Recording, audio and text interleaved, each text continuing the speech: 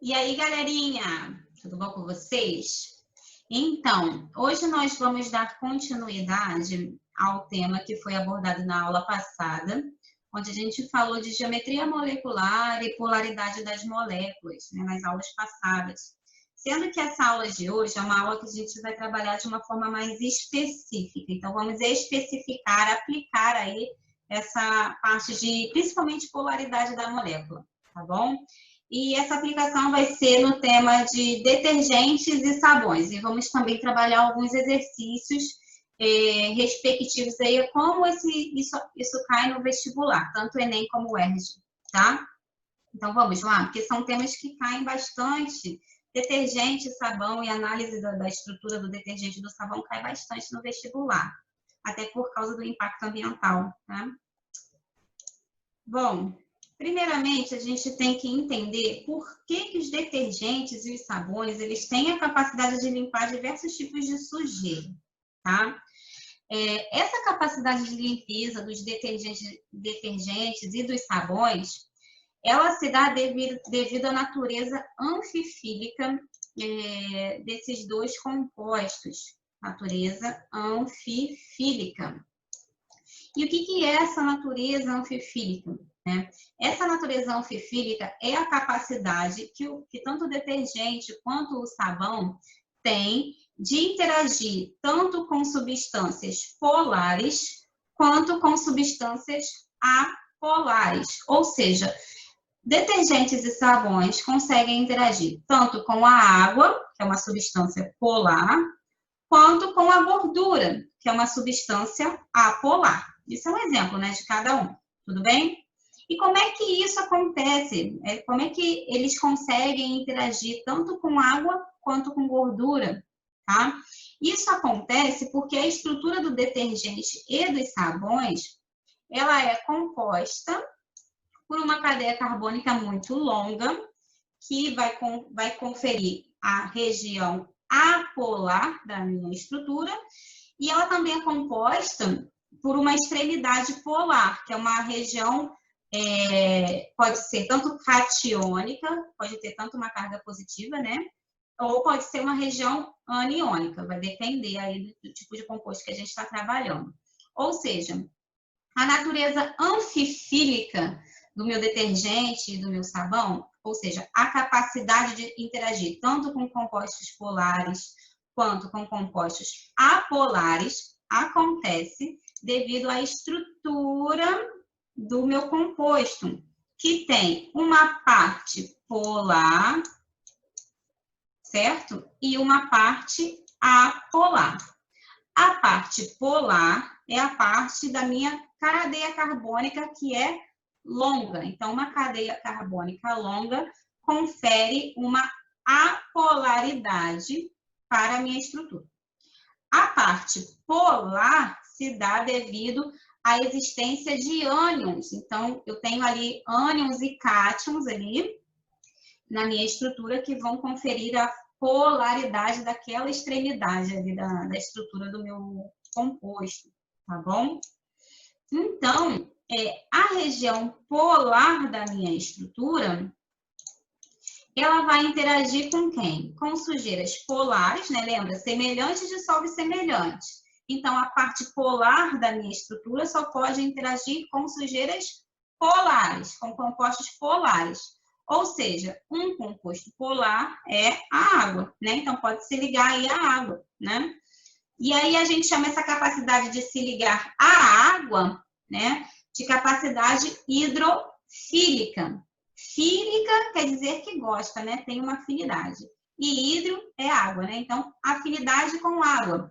A parte polar da minha estrutura tem afinidade com a água. É hidrofílica. Por quê? Porque a água é polar e essa partezinha aí é polar também.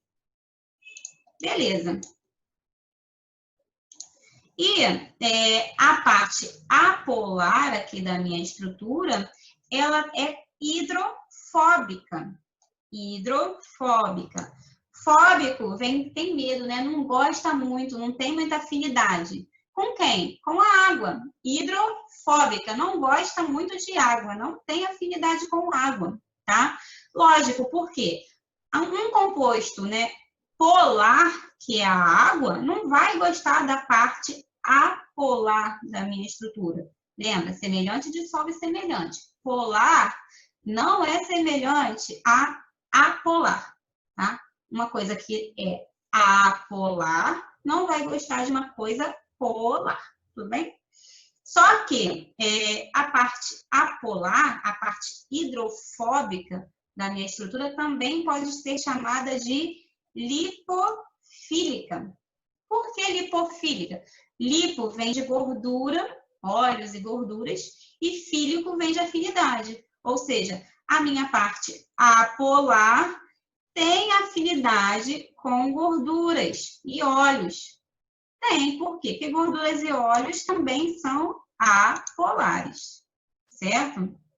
Então, vamos lá. A minha natureza anfifílica dos detergentes e dos sabões se dá devido à capacidade desses compostos de interagirem tanto com a água, porque tem uma parte na estrutura, uma parte da minha estrutura que é polar, é hidrofílica, tanto podem interagir com gorduras, porque tem uma parte na estrutura que é lipofílica ou hidrofóbica. Tudo bem? Tudo bem. Então, isso a gente já entendeu.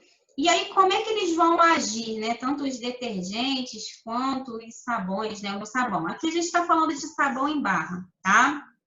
Primeira coisa que eles vão fazer é diminuir a tensão superficial da água, tá? Por que eles fazem isso? Porque a tensão superficial da água é a capacidade de formação de uma membrana elástica na superfície do meu líquido, né? Então, toda vez que eu tenho a tensão superficial lá no meu líquido, eu vou ter a formação de uma membrana elástica, como se fosse um filme na superfície do meu líquido. A formação desse filme na superfície do líquido acontece por quê? Porque existe a interação intermolecular das moléculas internas lá do meu líquido, né? E aí essa força, né, de interação vai fazer uma atração ali entre essas moléculas, porém a gente também tem essa interação das moléculas internas com a molécula da superfície.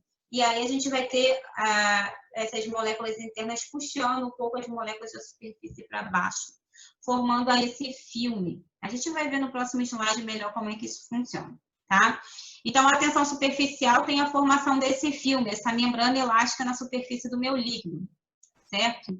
Só que toda vez que a gente tem a formação desse filme, esse filme ele meio que aprisiona o meu composto ali dentro daquele filmezinho, né? Ou seja, ele não vai permitir que o meu composto se espalhe, vai diminuir o espalhamento, né, do meu composto. E aí, como eu estou trabalhando, vamos lá, a água, né? A tensão superficial da água forma um filmezinho lá, né, na água e vai fazer com que ela não consiga se espalhar bem aí sobre a superfície, diminuindo a capacidade de penetração da água na minha superfície, diminuindo a capacidade de remoção de sujeira, tá? Então, se eu diminuo a tensão superficial, eu facilito a capacidade da água de se espalhar pela superfície e de limpar a minha superfície, certo? E aí, devido ao fato desses detergentes e sabões terem essa capacidade de diminuição da tensão superficial da água, a gente chama eles de agentes tensoativos, porque eles trabalham diretamente com a tensão superficial da água, através da diminuição, que a gente também pode chamar de agentes surfactantes, tá? Então, vamos lá, né? A gente tem aqui um exemplo de um desenhozinho de como acontece essa tensão superficial, né? No caso aqui, ele está explicitando para um líquido qualquer, mas se a gente for levar isso para a água, né, a gente tem as moléculas aqui internas da água. Essas moléculas internas, elas interagem umas com as outras, essas interações estão representadas aqui pelos vetores, né? Então, a gente tem os vetores aqui de interação das moléculas internas com as moléculas internas, certo? Beleza. E essas moléculas internas, elas vão interagir com as moléculas da superfície aqui do meu líquido, certo?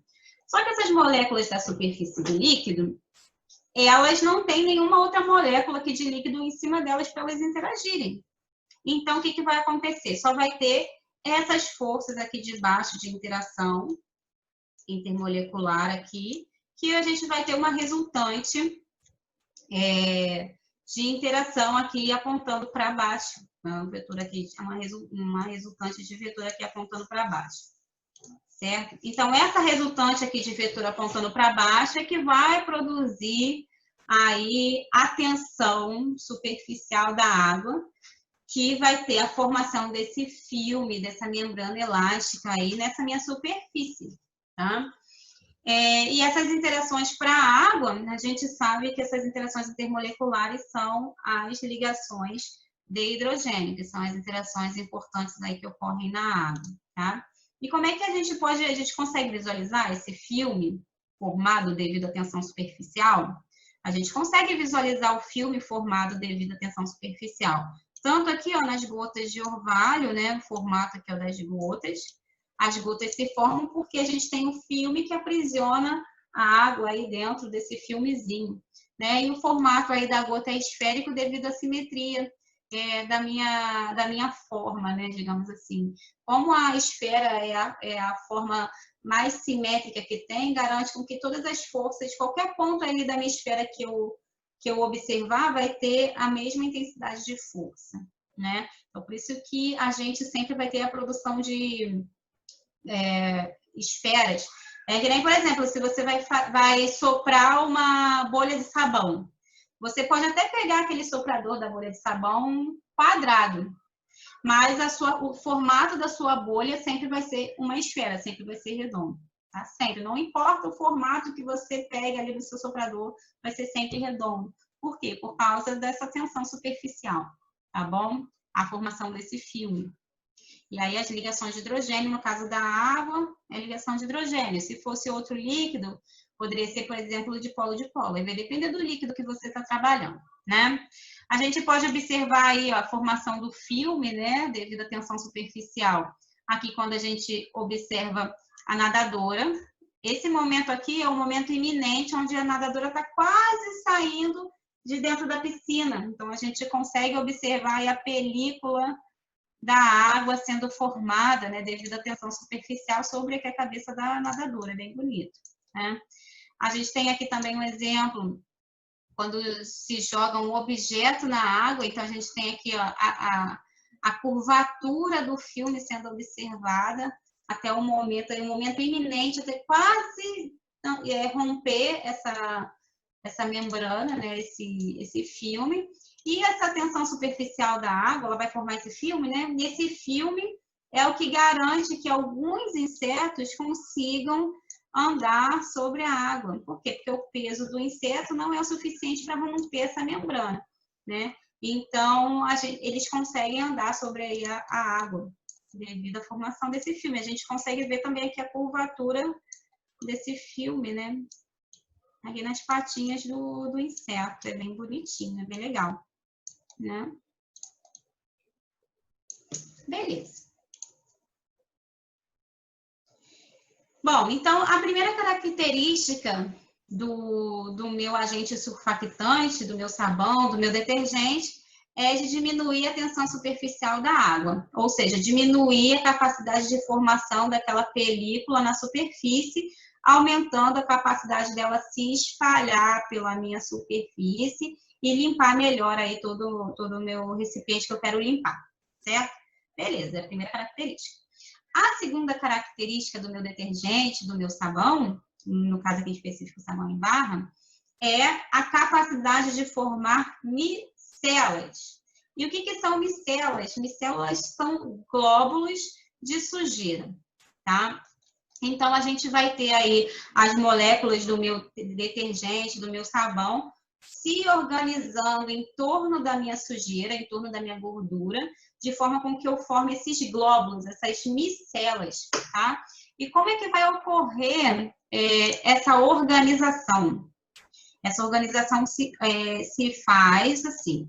A parte apolar do meu detergente, do meu sabão, vai ficar voltada aqui para perto da minha gordura. Então, a parte apolar fica voltada para a gordura. Por quê? Porque apolar gosta de apolar.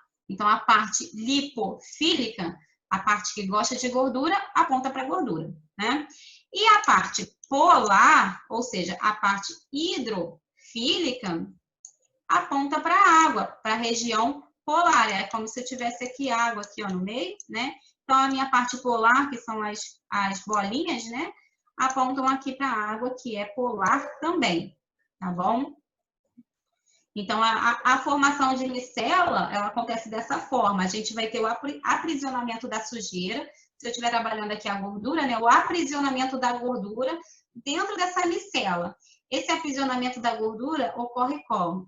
As moléculas do meu detergente, do meu sabão, se organizam em torno da gordura, onde a parte apolar fica para dentro e a parte polar fica para fora. Por quê? Porque como a gordura é apolar, então a parte apolar do meu detergente fica perto dela, a parte lipofílica. E a parte hidrofílica fica para fora, em contato com a água. Ok. É legal, né? Bom, então a gente também pode fazer, a gente já entendeu como é que funciona, né? Como é que os sabões e os detergentes agem para fazer a limpeza. São duas características, né? Que é a característica de formação de micela e a característica de diminuição da tensão superficial da água, né? A gente pode fazer algumas comparações para entender a diferença entre sabão e detergente. E lembrando, a gente está trabalhando sabão em barra, não é sabão em pó, tá? Nem sabão líquido, porque sabão líquido eu vou chegar lá no que é, mas enfim. Bom, primeira coisa que a gente vai analisar é a diferença da matéria-prima, ou seja, na hora de eu poder produzir um sabão, produzir um detergente. Qual é a diferença de matéria-prima, tá? O meu sabão, a matéria-prima utilizada para produzir ele são óleos e gorduras, tá? Óleos e gorduras, eles vêm de fontes renováveis. E isso é muito bom. Fontes renováveis são aquelas que se renovam, que a gente tem aí, consegue produzir, tem disponível na natureza, né? E a gente consegue produzir também de forma bem natural, normal, tá? Os detergentes, eles são produzidos através do petróleo, e o petróleo é uma fonte não renovável, tá? Ou seja, é uma fonte finita, acaba, né? Logo, se eu for comparar em termos de diferença de matéria-prima, o sabão, ele tem uma vantagem em relação ao detergente, porque ele vem de uma fonte renovável, de uma fonte que não acaba. Já o petróleo vem de uma fonte não renovável, uma fonte que acaba, tá bom? Beleza. Em termos de biodegradabilidade, ou seja, de poluição, né? Qual é o comportamento do sabão em relação ao detergente? Todos os sabões são biodegradáveis. Todo sabão é biodegradável, mas nem todo detergente é biodegradável. O detergente, ele pode ser biodegradável ou não. E o que caracteriza, como é que eu sei por quê, né? Que um sabão é biodegradável, o detergente não, pode ser ou não. Por causa da estrutura dos dois, tá? Vamos lá. Qual é a estrutura do sabão? O sabão, ele tem a sua cadeia carbônica longa e linear, certo? Beleza. Essa é a estrutura da parte apolar do meu sabão, né? E o meu detergente? Meu detergente, ele pode ter essa cadeia carbônica longa e linear, certo? Aqui é um ciclo, mas esse ciclo aqui não influencia, tá bom? O que influencia mais é daqui para cá. Beleza. Vou marcar só a parte do detergente que influencia na questão da biodegradabilidade. Isso aqui, ó. Beleza. Então, ele pode ser assim, ó, longo e linear, mas o meu detergente, eu também tenho detergentes que são assim, ó, ramificada, cadeia ramificada. Então, toda vez que eu tenho um composto com uma cadeia linear, como detergentes biodegradáveis e sabões, a gente vai ter um composto biodegradável, que não polui o meio ambiente, tá? Por quê? Porque os micro-organismos que estão lá na natureza, eles são capazes de degradar, de decompor esse composto, essa molécula, tá? Mas esses micro-organismos, eles não são capazes de degradar cadeias ramificadas, beleza? Então, por isso que eu tenho um detergente não biodegradável. Esses micro-organismos decompositores, eles vão produzir enzimas que só conseguem degradar cadeias carbônicas lineares, que a gente observa em todos os sabões e em alguns detergentes. Quais são os detergentes? Esses aqui, que tem esse tipo de cadeia, tá? Que a gente chama de biodegradável. Então, todo sabão é biodegradável, mas nem todo detergente é biodegradável, porque tem alguns detergentes que têm cadeia carbônica ramificada, tá? Outra diferença interessante aqui é o íon, né, a parte polar do sabão e do detergente. O meu sabão, ele tem aqui o C-O-O, né? E o meu detergente tem o SO3-. Todos os detergentes, tanto biodegradável como não biodegradável, é SO3, né? E o sabão é o C-O-O, é um ácido carboxílico. Mas isso aqui, em relação à biodegradabilidade, o ânion não faz muita diferença, não, tá? Não faz diferença nenhuma, na verdade. O que faz diferença é a minha cadeia carbônica. Então, isso aqui foi o que eu acabei de explicar, né? Os micro-organismos decompositores existentes nas águas dos nossos rios, que é para onde, no final das contas, vai nosso esgoto, né? Eles só conseguem quebrar as moléculas de cadeia carbônica linear, tá? Então, os resíduos de sabão, eles conseguem ser decompostos, por isso que eles não vão poluir o meio ambiente, eles são biodegradáveis, tá? Só que, tá escrito aqui, sabão é biodegradável, tá? Só que o detergente, ele não é biodegradável, quando ele apresenta a cadeia carbônica ramificada, tá? E aí, o fato, quando ele apresenta a cadeia carbônica linear, né, o detergente, aí ele é biodegradável, tá bom? Então, vai depender do tipo de cadeia carbônica que a estrutura do meu detergente tem. Então, se eu for comparar aí a vantagem entre sabão e detergente, o sabão ele é sempre biodegradável, né? Ele tem essa vantagem aí, tá? E aí, os detergentes que não são biodegradáveis, que não são decompostos pelos micro-organismos da natureza, eles se acumulam na superfície dos meus rios, dos meus lagos, né? Os meus não tenho nada de rio, né, meu? Mas deu para entender. Dos rios e dos lagos, né?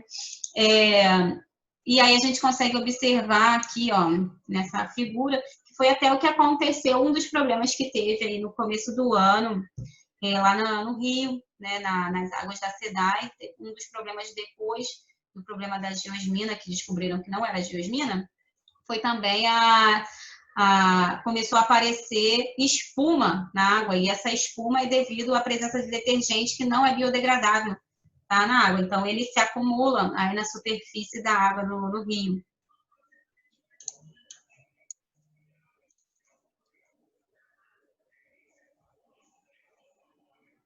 Beleza. A gente pode também comparar aí a diferença entre sabão e detergente em relação à quantidade de espuma que os dois produzem, tá? O sabão produz mais espuma do que o detergente? Ou o detergente produz mais sabão do que mais espuma do que o sabão? Depende. Qual é a diferença de um para o outro? Os detergentes, eles sempre vão produzir espuma. Não importa se eu estou trabalhando um detergente biodegradável ou um detergente não biodegradável. Invariavelmente, ele sempre vai produzir espuma. O sabão, dependendo do tipo de água que tiver lá no meu recipiente, ele pode produzir espuma ou não. Ele pode ter uma certa dificuldade para produzir espuma, o sabão. Todo sabão pode ter dificuldade para produzir espuma. Por quê? Porque os sabões, eles vão interagir com os íons cálcio mais 2, ferro mais 2 e magnésio mais 2, que podem estar contidos na minha água. Toda a água que é rica em cálcio mais 2, ferro mais 2 e magnésio mais 2, a gente chama de água dura, tá? Então, a água dura é aquela rica em cátions, cálcio mais 2, ferro mais 2 e magnésio mais 2, certo? Toda vez que eu tenho uma água abastecida com água dura, com água rica nesses cátions, eu vou ter o sabão tendo dificuldade para fazer espuma com esse tipo de água, porque a estrutura do sabão interage com esses cátions, tá? Mas a estrutura do detergente não interage, o detergente ele não vai interagir com esses cátions da água dura. Então, não importa se a minha água é dura ou é rica com esses cátions, é uma água dura ou não. O meu detergente ele sempre vai fazer bastante espuma, porque ele nunca vai interagir com esses cátions da água dura, tá bom? Já o sabão, não. Se eu tiver a minha água sendo abastecida com uma água dura, rica nesses cátions, ele vai ter dificuldade em fazer espuma, tá bom? Então, aí nesse quesito, o detergente ele é mais vantajoso, né?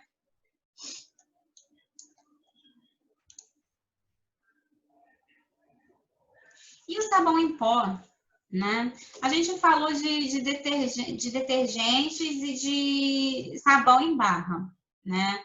Sabão em barra é aquele que a gente viu. O detergente é o meu sabão líquido, né? Que também é o detergente, é a mesma estrutura. E o meu sabão em pó? O meu sabão em pó, ele é um detergente biodegradável, tá?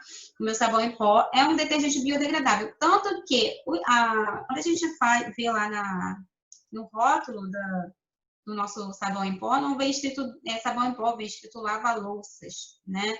Por quê? Porque o sabão em pó, ele não pode ser chamado de sabão, porque ele não tem a estrutura de um sabão, semelhante a um sabão. Ele tem uma estrutura semelhante a um detergente biodegradável. Por que um detergente biodegradável? Porque é um detergente que tem cadeia carbônica linear, tá? Então, o meu sabão em pó nada mais é do que um detergente biodegradável que está em pó, no estado sólido lá em pó, tá bom? O meu detergente de pia, né, é um detergente não biodegradável. Bom, então vamos aplicar tudo que a gente aprendeu agora em alguns exercícios. Questão Enem. Os tensoativos são compostos capazes de interagir com substâncias polares e apolares, que foi o que a gente já viu. A parte iônica dos tensoativos interage com substâncias polares e a parte lipofílica interage com as apolares, que a gente também já viu. A estrutura orgânica de um tensoativo pode ser representada por. Aí ele deu aqui, ó, esse tensoativo aqui, ele tem uma estrutura de cadeia carbônica longa, linear, com o C dupla O. A gente sabe que esse tensoativo aqui, muito provavelmente é um sabão. Beleza. E aí ele colocou aqui, ó, a representação só esquemática, né? A cadeia carbônica com aqui a bolinha que representa a parte iônica do meu tensoativo, né? Este arranjo é representado esquematicamente por. Então, ele quer saber o seguinte, quando eu coloco o meu tensoativo na água, qual desses beckers representa esquematicamente a estrutura do meu tensoativo em contato com a água? Então, o que a gente tem que analisar? Quais são as possibilidades, né? Primeira coisa que a gente sabe é que... Vamos lá, deixa eu voltar aqui no meu tensoativo. Essa parte aqui, que eu vou marcar agora, é a parte apolar. Ela não vai querer ficar em contato com a água, certo? E essa partezinha aqui, que é a bolinha, é a parte polar, que vai querer ficar em contato com a água. Então, a gente já sabe o que vai querer ficar em contato com a água e o que não vai querer, né? Bom, aí voltando aqui para as opções dos beckers, né? O que a gente tem aqui nesse beck da letra A? Ó, a gente tem a parte apolar em contato com a água e a parte polar não está em contato com a água. O nível da também está, né? Porque o nível da água, olha aqui, ó, está apontando o nível da água, né? O nível da água está aqui, ou seja, toda a minha estrutura está em contato com a água. E a parte apolar está mergulhada na água. Ela vai querer, a parte apolar vai querer ficar mergulhada na água? Óbvio que não. Então, ó, esse aqui não pode, tá? Por quê? Porque a parte apolar, ela não vai querer ficar assim, mergulhadinha na água, tá? Aí, na letra B, ele colocou que o nível da água é aqui Vou marcar aqui, né, o nível da água. Beleza. E a gente tem aqui, ó, a minha parte hidrofóbica também em contato com a água. Por mais que a água esteja começando aqui, que eu vou marcar aqui de roxinho, ó, o nível da água seja esse, mas a parte hidrofóbica está em contato direto com a água. Ela não vai querer que isso aconteça. Então, aqui, ó, não pode esse e também não pode esse, tá? Aqui na letra C, a gente tem o nível da água é aqui, e a gente tem a parte hidrofílica em contato direto com a água. E a parte hidrofóbica sem estar em contato com a água. Então, a princípio, esse aqui é a letra C, que é o mais correto. Vamos ver os outros só para ter certeza, né? A gente tem que o nível da água é aqui, tá? Onde eu marquei vermelho, em roxinho. E a gente tem a minha parte hidrofóbica em contato com a água, mergulhado na água. Então, esse aqui não vai ser a minha resposta também, não. Tá? E aqui na letra E, a gente tem o nível da água, marcado aqui. E a gente tem a parte apolar, a parte hidrofóbica, mergulhada na água. Também não vai ser a letra E.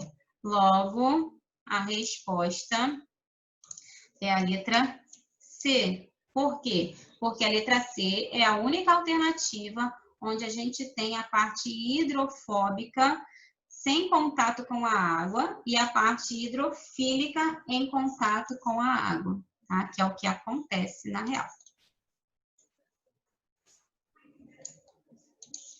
Então, aqui a análise que eu acabei de explicar, né? Sendo que está escritinho, né? A parte hidrofóbica, que é a parte apolar, a parte hidrofílica. E aqui a letra C é a única onde eu tenho a parte hidrofóbica sem contato com a água. Questão 2, do Enem. Certo. Quando colocamos em água, os fosfolipídios tendem a formar lipossomos. O que são lipossomos? São micelas, né? Só que dos fosfolipídios, tá? Estruturas formadas por uma bicamada lipídica, conforme mostrada a figura. Tá? Os lipossomos são micelas, sendo que tem uma bicamada. Tá? Tá. Quando rompida, essa estrutura tende a se reorganizar em um novo lipossomo. Então, vamos observar aqui a estruturazinha, né? Eu tenho meio aquoso. A diferença agora é o seguinte, vamos observar. Eu tenho meio aquoso dentro aqui da minha micela, da minha estrutura do meu lipossomo, né? Observem que esse meu meio aquoso, como é que está montada aqui a estrutura dos meus fosfolipídios? A parte redondinha é a parte, o quê? A parte polar. Está em contato direto com o meu meio aquoso interno aqui. Faz sentido? Faz. Porque a água é polar e essa parte redondinha também é polar, né, dos fosfolipídios. Então, tá certinho. Aí, depois disso, eu tenho aqui, ó, isso aqui que representa a cadeia carbônica, que eu vou marcar, ó.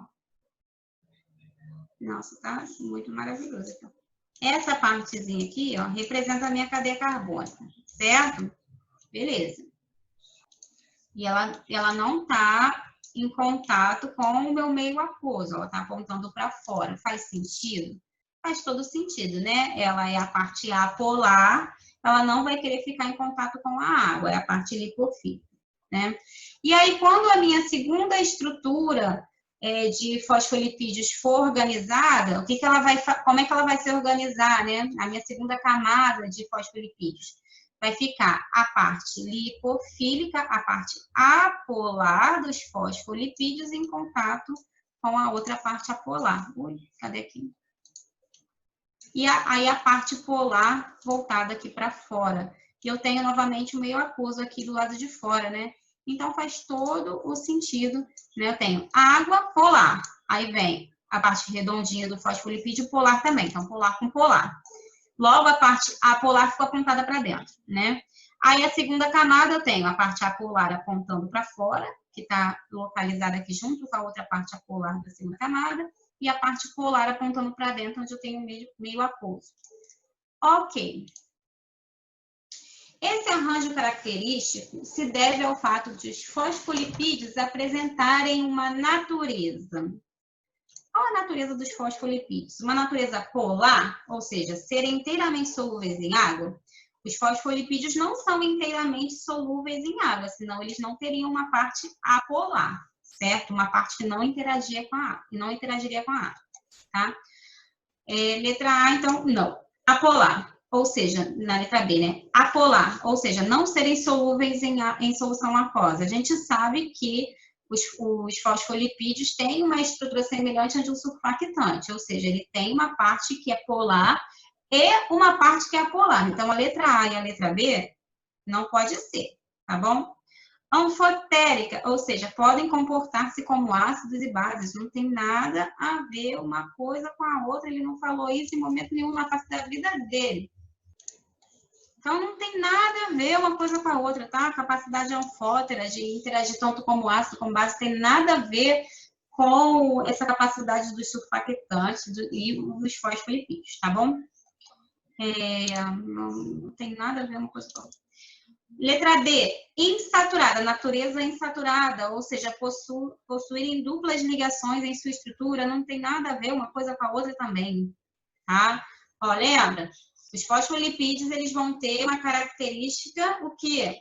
Anfifílica. Ele tem um lado polar e um lado apolar, ou seja, um lado, uma parte que vai gostar da água, que vai ser hidrofílica, e uma parte que não vai gostar da água, uma parte hidrofóbica, certo? Então, a letrinha certa é a letra E. Por quê? Porque os fosfolipídios têm uma estrutura semelhante à dos tensoativos, tá bom? A ideia é essa. A estrutura organizacional, né? Claro, assim, digamos. Né? Não quer dizer que a molécula é igual, tá, gente? Pelo amor de Deus. Mas a ideia, a forma de agir é a mesma, tá?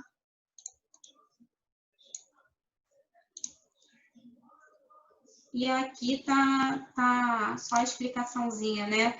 Ele quer que eu caracterize o arranjo do fosfolipídio, gente. É o arranjo, a forma como ele se organiza. Qual é a natureza desse arranjo? Uma natureza anfifílica, ou seja, semelhante ao de um tensoativo. Uma parte hidrofílica, que é a parte polar, e uma parte hidrofóbica, que é a parte apolar, onde a gente vai ter a parte hidrofílica apontando para o meio aquoso e a parte hidrofóbica lá do outro lado do mundo, do outro lado, sem contato com o meio aquoso, tudo bem?